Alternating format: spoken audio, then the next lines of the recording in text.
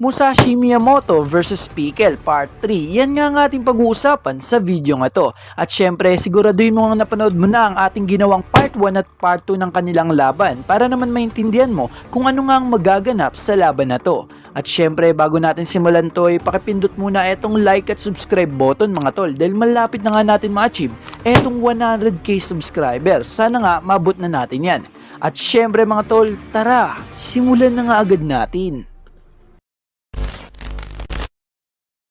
So dito na nga natin simulan kung saan nakikita nga na ito ni Musashi Miyamoto itong si Pickle bilang isang napakalaking bundok na paghanga o kasikatan nga mga tol.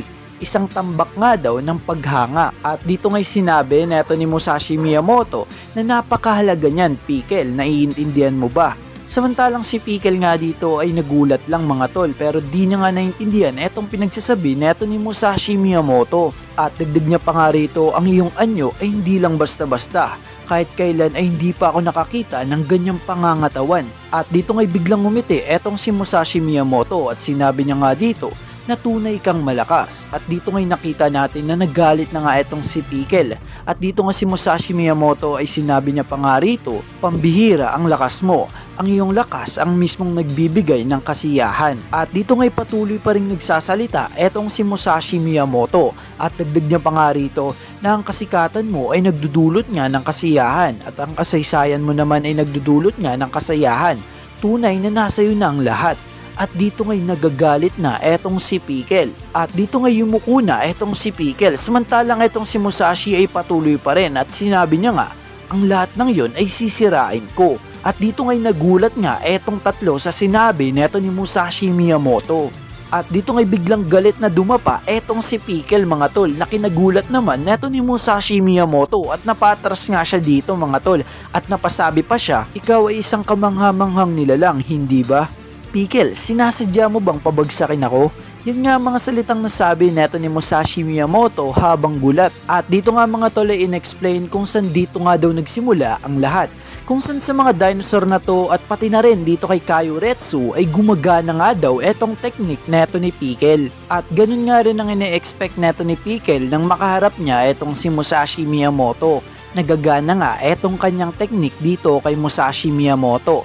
Ngunit kabaliktaran nga ang nangyari na kung saan dito nga mga tol ay napapaisip nga etong si Musashi Miyamoto habang nakikita niya nga etong stance neto ni Pickle. At ang iniisip nga dito neto ni Musashi na atake nga ba etong si Pickle ng diretso o kaya naman aatras muna siya. Ano nga ba ang dapat kong gawin? Yan nga ang tumatakbo sa utak neto ni Musashi sa oras na yan. At dito ngay maya-maya biglang umatake dito etong si Pickle mga tol. At dito ngay napasabi etong si Musashi na mukhang nagsimula na siya. At dito ngay sinalo siya neto ni Musashi Miyamoto. At sa oras nga na nagtama na sila ay pareho nga ang kanilang naisip mga tol, nahuli na kita. At etong tatlo nga dito ay intense nga na kung saan napasabi nga sila mga tol na kung sino nga ba ang mananalo sa dalawang halimaw na to. Eto nga bang si Pickle na humawak nga daw sa trono ng panahon ng Cretaceous na pinakamalakas ay mananalo nga ba ang kanyang grip? O kaya naman etong si Musashi Miyamoto ang isang mandirigmang kaya nga daw dumurog ng mga kawayan gamit lang ang kanyang kamay. Sino nga ba sa kanila ang malakas? At dito nga'y naurong na nga neto ni Pickle etong si Musashi Miyamoto sa dingding. At dito nga mga tol ay nagpapalakasan na sila ng kanilang mga grip. At dito nga'y todong-todo na nga ang dalawa. Samantalang etong tatlo naman na nanonood ay mga manganga sa nangyayari. At dito nga'y habang nagpapalakasan etong si Musashi at Pickle ay minaalala nga etong si Pickle dito sa pangyayaring ito. At yun nga etong huli niyang ginawa kung ano nga daw ba ang kanyang nahuli. At yun nga mga tol walang iba kundi ang dinosaur o ang paghahunt niya nga sa dinosaur. At naalala niya nga dito na wala siyang pake kahit sino. Ang kahinaan nga daw ng dinosaur ay ang mahawakan sila o mahuli sila mga tol. Kaya naman para kay Pickle mga tol, ang pangyayari nga ito o etong lakas neto ni Musashi Miyamoto o struggle neto ni Pickle ay nagpapaalala sa kanya nung kanyang era o dito nga sa panahon ng mga dinosaur kung saan naghunt nga siya ng mga napakalaking mga dinosaur at sobrang lalakas.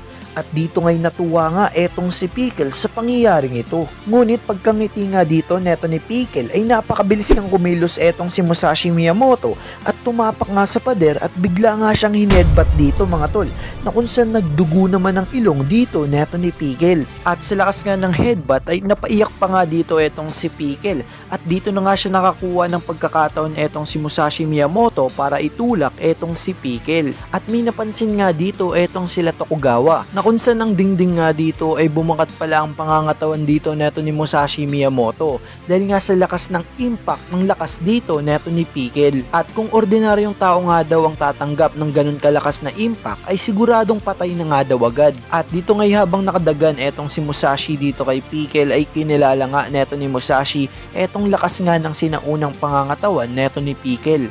At dito ngay sinabi niya dito kay Tokugawa na nagulat naman ng tinawag niya ito.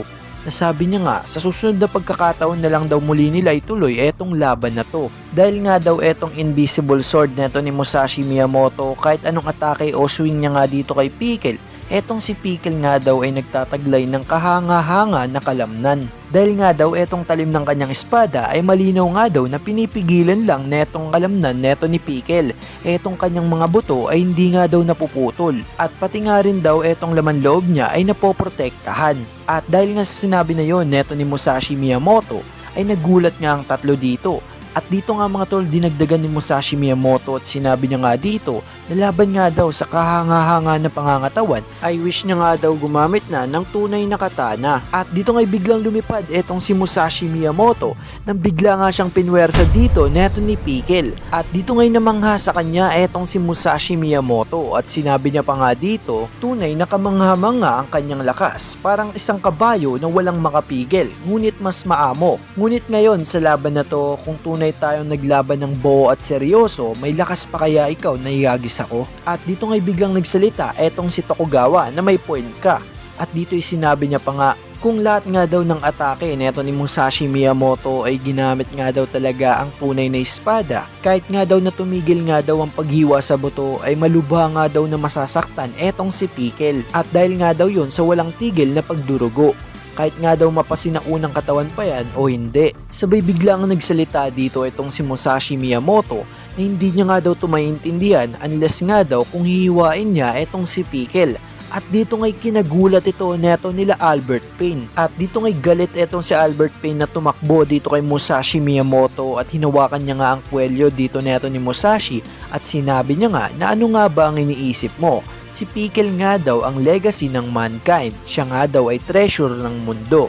At maya-maya pa'y binalibag nga siya dito neto ni Musashi Miyamoto. Sabay hinarap nga siya dito neto ni Musashi at sinabi nga sa kanyang harapan na etong si Pickle nga daw ay hindi nga daw niya maintindihan ang dila nito.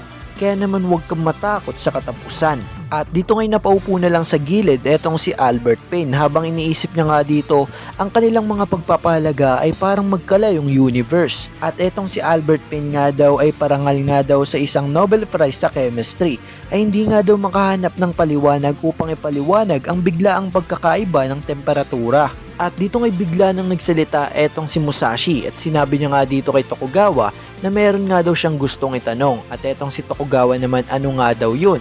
At dito'y sinabi nga neto ni Musashi Miyamoto na nag-e-exist pa nga daw ba etong kanyang espada sa era na to. At hindi na nga sumagot dito etong si Tokugawa kung saan bigla na nga lang itong ngumiti. Kaya naman napangiti na nga rin etong si Musashi Miyamoto at sinabi niya nga dito, ang aking hindi pinirmang talim ang Kanishige ay dapat ay nagpapahinga pa rin ito sa lalawigan ng Higo. Ngayon, etong Higo ay kilala na bilang lalawigan ng Kumamoto. At ngayon ay nais kong ipakita sa lahat ang pambihira nitong talim. At doon na nga nagtatapos etong part 3 ng laban neto ni Pickle at neto ni Musashi Miyamoto. Kaya naman abangan nyo nga etong ating next upload. Ito na nga ang full fight neto ni Musashi Miyamoto against dito kay Pickle at magaganap na nga ito dito sa Underground Arena at gamit na nga neto ni Musashi Miyamoto etong kanyang napakatalim na katana laban nga dito sa napakatinding pangangatawan neto ni Pickle. At syempre bago tayo magtapos ay shoutout muna sa kanila. Maraming salamat sa panonood at pagsuporta sa ating munting channel mga tol. Malapit na nga tayo mag 100k subscriber kaya naman sana maabot na nga natin yan mga tol. At hanggang dito na lang, maraming salamat sa panonood. Peace out!